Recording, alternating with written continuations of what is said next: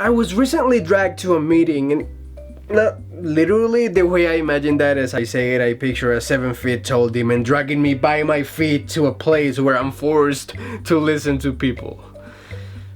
Gross. But no, that's not exactly what happened. I was repeatedly asked to go, and once I had finally somehow gotten out of it, I was guilted into going. The situation reached a point where I either stayed home to enjoy my life but felt like the worst human being to ever exist, or I would go have a few boring hours and not feel like the worst human being to ever exist. At least not at that moment. So I went, and I actually had fun. Psych! Can't believe you fell for that. Did I mention that, I had to listen to people talk? I mean, if you would have paid attention to that small, tiny, huge detail, you wouldn't have fallen for it. Idiot. Once the meeting ended, I had to wait for the people to finish their conversations and for somebody else to come pick something up. Because, of course, it's my life. Why wouldn't somebody need to come pick something up? And why wouldn't I need to wait there and be the last person to leave this house? Seeing the boredom and just overall pain of existence in my eyes, the host of the house decided to give me the remote to the TV so that I could watch while I waited in torture. And for the first time in years, I found myself browsing a TV menu in an attempt to find something to watch. Just think about it, even that is a modern thing to do, clicking through a guide of names and info. We used to channel surf. Nowadays you learn about a show either online or through word of mouth, and you either stream it or you DVR it. The only live TV I watch is award shows, and even those I start about 30 to 45 minutes late so that I can fast forward through commercials. I know, I'm a genius. When was the last time you just switched channel after channel after channel just looking for something to watch? I never do that. The only time I ever do that is at a hotel, which was actually less than a year ago. But I said it's been years, which means that I am a disgusting piece of crap liar, and I deserve to be punished. My point stands. Maybe some of you are different. I'm a pretty unrelatable person. As a comedian, that is the worst. It's like I'm a vampire who dreams of one day being an amazing garlic salesman. It's just hard. That's what she said.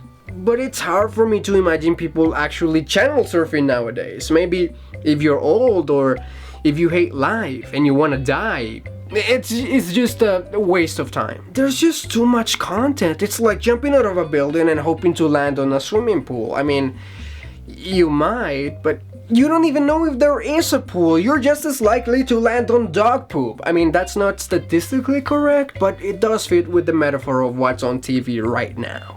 My point is, if you still channel surf, you might as well live in a cave and still talk to people face to face. Just kidding. About the first one. Just joking. Maybe. Anyways, I kept going down and down on her. The guides are female, everybody knows that. And so I kept going down the guide and not choosing any show because it was an odd hour. And maybe I'm spoiled by DVR and streaming, but I will not watch a movie or a show that has already started. I have a severe case of FOMO when it comes to entertainment. Fear of missing out. You know how in shows right after a commercial break there's usually an establishing shot? Well, sometimes when I'm skipping through a commercial I stop 1 or 2 seconds too late and all I skipped through was the outside of a house or the camera panning over a field, just scenery, no dialogue yet, but I still go back to see that 1 second I missed. All I'm trying to say is that if I have a hard time missing out on 1 second of grass being moved by the wind, just imagine how I feel starting a show that's almost halfway through. It's almost unthinkable. I apologize for even bringing it up. But this was my dilemma. I couldn't just browse forever. It'd be too obvious that my main goal was just to avoid human interaction. So I pressed down on the big OK button, 2.5 Men. Decent sitcom and disposable episodes, which meant minimal damage to my life. They didn't have that channel. I shook off that cloud of defeat and quickly found another show. Criminal Minds. A crime procedural. If you've seen 1 season, you've seen it all. Perfect.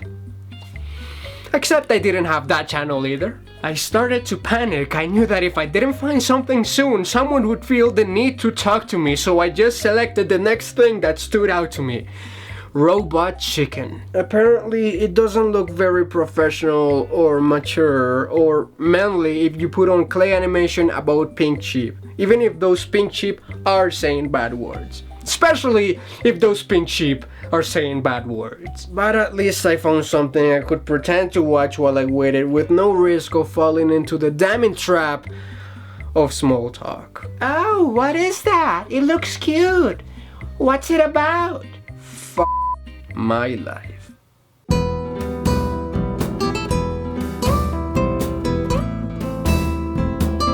I'm not sure why some people think I'm antisocial. In all seriousness, I do try, and you should try. We should all try to get out of our comfort zones. If we don't, we'll never grow. That said, you shouldn't just try things for the sake of trying things. My way of trying is meeting people through acting classes or joining groups that do things I enjoy doing. Because experiences like this one makes that venture outside your comfort zone so much more uncomfortable. Which means it will be harder for you to convince yourself to go outside that comfort zone the next time. You fall into a cycle that makes it harder and harder to get out of that comfort zone until you feel trapped and safe at the same time inside that comfort zone bubble. Live life and try new things, but don't torture yourself into new things. That doesn't help. Love you, little case. I almost broke my leg on that fall, and just subscribe if you want to subscribe, because that's something you can do. You can also follow me on Facebook and Twitter, and I'm doing this weird thing with my hands that I don't know why I'm doing it, but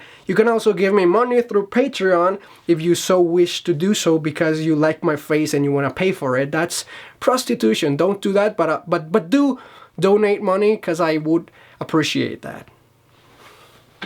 But now I gotta go find myself. Oh, there I am. I am the worst human being to ever exist. See you later, crocodile. I'm just joking. Maybe.